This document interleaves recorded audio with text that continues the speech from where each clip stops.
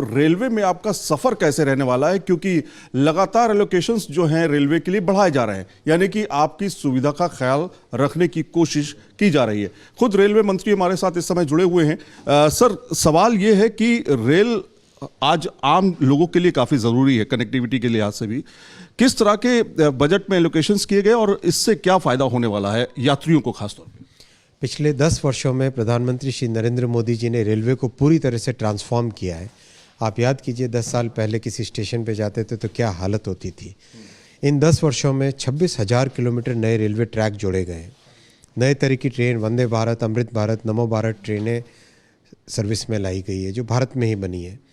बहुत बड़ा फोकस है कि किस तरह से आज जो 700 करोड़ पैसेंजर्स रेलवे लेके जाती है हर साल, इसको 1,000 करोड़ तक बढ़ाया जाए। और 1,000 करोड़ तक बढ़ाने के लिए बहुत सारे नए ट्रैक्स की ज़रूरत है, नई ट्रेन्स की ज़रूरत है, बेटर सिग्नलिंग टेक्नोलॉजी की ज़रूरत है, हर तरह से बेटर ऑपरेशनल कंट्रोल की ज़रूरत है। इन सब पे फोकस करके बजट में जो एलोकेशन किया गया है रेलवे के लिए वो ऐतिहासिक है। 2,52,000 करोड़ का एलोकेशन है। आप याद कीजिए 10 साल पहले मात्र 15,000 करोड़ के आसपास का टोटल एलोकेशन होता था। तो आज मोदी जी ने रेलवे को फोकस में लाके रेलवे से, क्योंकि रेलवे लो इनकम और मिडिल इनकम परिवारों के लिए सबसे बड़ा साधन है, तो बहुत बड़ा फोकस है मोदी जी का कि मिडिल इनकम और लो इनकम परिवारों के लिए अच्छी, सुगम, लोएस्ट कॉस्ट पॉसिबल की और बहुत अच्छी सर्विस अवेलेबल हो, इसीलिए रेलवे पे इतना फोकस है। 40,000 बोगियां जो हैं वो वंदे भारत की तरह नजर आएंगी, वंदे भारत कोच की तरह नजर आएंगी। करीब अगर हम इसको कैलकुलेट करें तो 8,000 से ज़्यादा ट्रेनें होती हैं अगर हम 22 कोचेस की बात करें। किस तरह से सर वो बदलाव उसमें आप देखेंगे? क्या अभी तक की जो पुरानी ट्रेनें चल रही हैं हट जाएंगी और ख़ासतौर पे इस तरह की ट्रेनें जो वंदे भारत चल रही हैं इसी तरह की ट्रेनें दिखाई देंगी पटरियों पर? देखिए, वंदे भारत, अमृत भारत ट्रेन्स का बहुत अच्छा अनुभव है।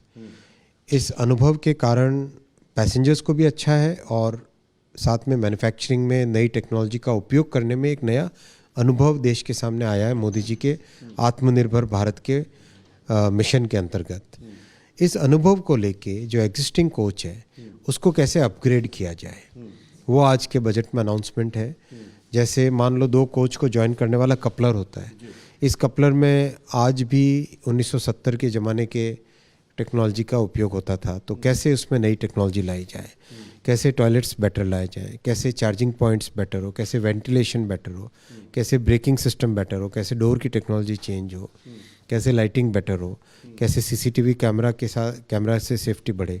इन सब चीज़ों को ध्यान में रखते हुए नई मैन्युफैक्चरिंग तो होती रहेगी, वो तो लगातार, अब तो हर हफ्ते एक वंदे भारत निकलती है, तो नई मैन्युफैक्चरिंग होती रहेगी, लेकिन साथ ही साथ जो एग्जिस्टिंग कोचेज़ है उनको कैसे अपग्रेड किया जाए, वो प्रोग्राम आज बजट में अनाउंस हुआ है और उससे पैसेंजर सेफ्टी और पैसेंजर कंफर्ट पे बहुत बड़ा असर आएगा। लेकिन सबसे ज़्यादा चर्चा जो है इस समय हो रही है खासतौर पे स्लीपर वंदे भारत को लेकर के। कब तक उम्मीद कर रहे हैं? जनता बहुत इंतजार कर रही है स्लीपर वंदे भारत का। सर बिल्कुल, आपका इंतज़ार बहुत जल्दी ख़त्म होगा।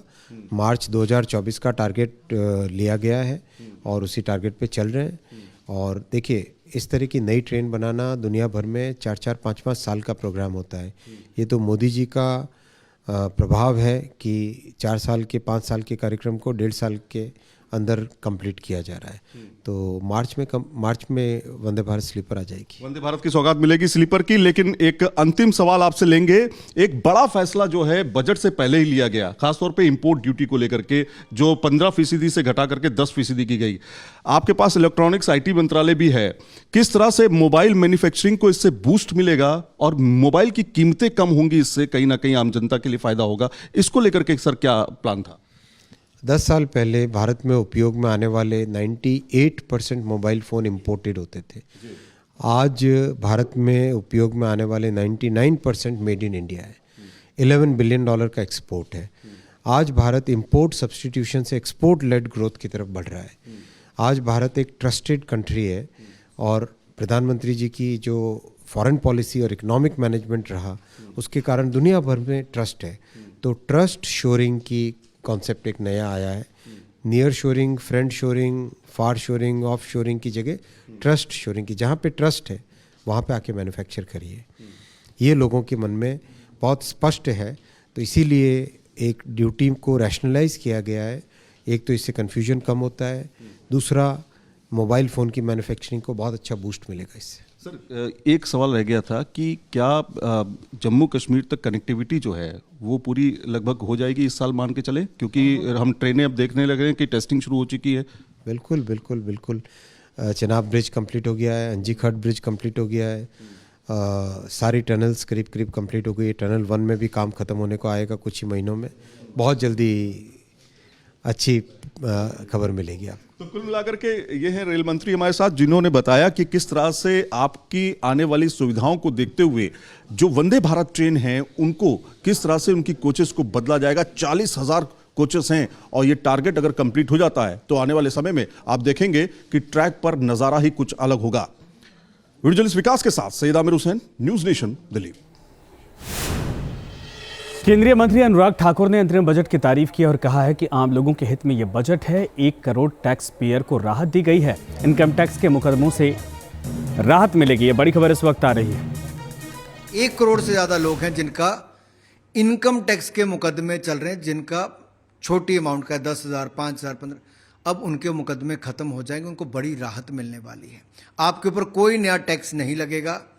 7 लाख रुपए तक आपको कोई टैक्स नहीं देना पड़ेगा। और दूसरी ओर भारत में और अवसर मिले तो मुद्रा योजना के माध्यम से अब तक लगभग 30 करोड़ ऐसे ऋण दिए जा चुके हैं जहां पर 28 लाख करोड़ रुपए से ज़्यादा पैसा मिला। लोगों को अपने पांव पर खड़े होने का अवसर मिला। 70% महिलाओं ने इसमें लाभ उठाया। तो मैं यही कहूँगा, इससे हर किसी का कल्याण होगा और भारत को आगे बढ़ाने का अवसर मिलेगा।